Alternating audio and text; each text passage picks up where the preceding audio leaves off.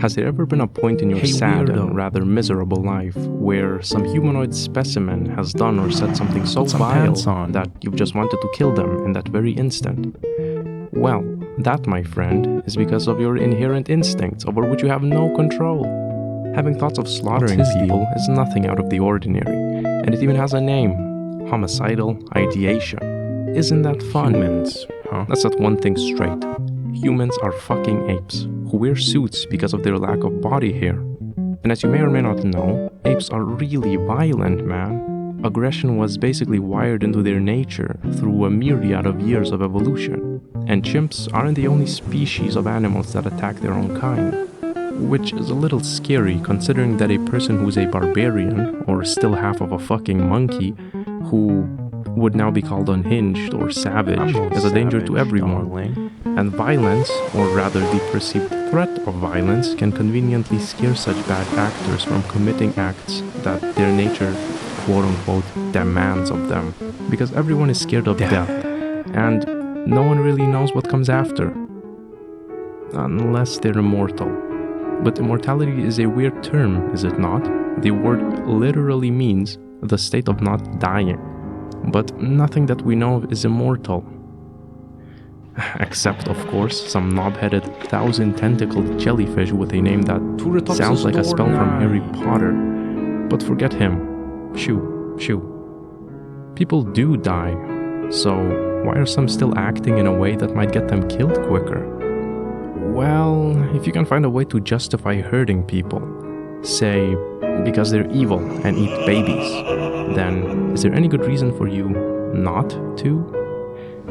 Humans do it all the time. In our past, we've seen the hurting, or sometimes, well, more times than not, even ending them and justifying it as being some fancy ritual, or just making up an ideology that aligns with our vicious thoughts. Look, what's court really? It's a bunch of people sitting in some stinky room with uncomfortable wooden chairs listening to one guy tell the other guy that guy will be executed or thrown in jail or whatever, where he is surely going to be hurt in one way or another. Be it death by tickling squad or a burning rectum due to friction after he drops the soap. Thus, we can punish the bad guys by hurting them. So, can we say that violence is moral? Is it moral to send people to die fighting for a country that doesn't really give two shits about them? Because wars are pretty damn violent. A bunch of humans fight each other because some balding cunt woke up on the wrong side of the bed. It's for the greater good. We're trying to achieve peace, and we're the real heroes here. We might try our best to kill the opposition, imprison everyone we view as being against us, and even bomb them. But that's just peacekeeping. It's for the greater good. Shut the fuck up. Get the fuck out of my sight before I demolish you. And yet, people will argue that war is necessary, that without this mass slaughter, there's no change, no progress. War is the fuel for human evolution. Just look at the past. We built new weapons, faster planes, and we funded physicists like Oppenheimer and Heisenberg to build nukes. But at what cost? There are about 12,000 nuclear warheads on the face of our planet. If even one were to be dropped, it could mean the end of the world, as countries start shooting them at each other, sending us back hundreds, if not thousands of years, setting our planet into a nuclear winter and proving Einstein right. I don't know what World War III will be fought with, but I know that World War IV will be fought with sticks and stones. This is getting real spicy, and I'm talking Mexican spicy, because we might as well be standing in the middle of a global Mexican standoff. It also has a pretty cool name. MAD. Mutually Assured Destruction. Sounds wonderful. Let's take a step back and say you were one of these soldiers in war. Now imagine you find a wounded soldier and he's not on your side. He notices you and starts panicking, pleading, and just bitching. Now answer me sincerely. Would you kill him? Oh God, please don't kill me. Look him in the Don't eyes. kill- Could you really pull the trigger? I mean, why shouldn't you? He's the enemy. And he'd probably kill you if he was in your shoes. Because people are cruel and horrible, and they would rip each other apart limb from limb if they just got the chance. Right? Sure, there are certainly a number of studies done in favor of this idea. The most infamous one is of course the Stanford prison experiment conducted by Dr. Philip Zimbardo.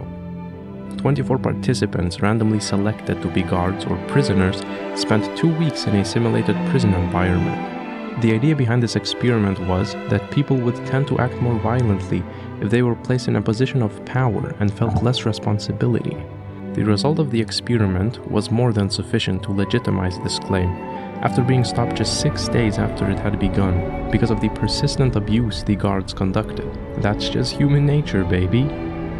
Though the study was a little fuzzy. Many claimed that the experiment was to some extent fraudulent. It is said that the participants were told to act more violently to confirm Zimbardo's initial conclusion. So, now what? We act violent sometimes. What's the big deal? Well, does conflict ever actually lead to anything positive? Yes, you might say, Mr. fucking Einstein. Think of all the revolutions and liberations and God knows what. Yes, violence can be good if it's done in the interest of the folk, because people are social animals and we lean towards collective survival over killing each other for no apparent reason. If I help you survive and you help me survive, we can both survive longer. It's really not any deeper than that. So why can't we all just chill out?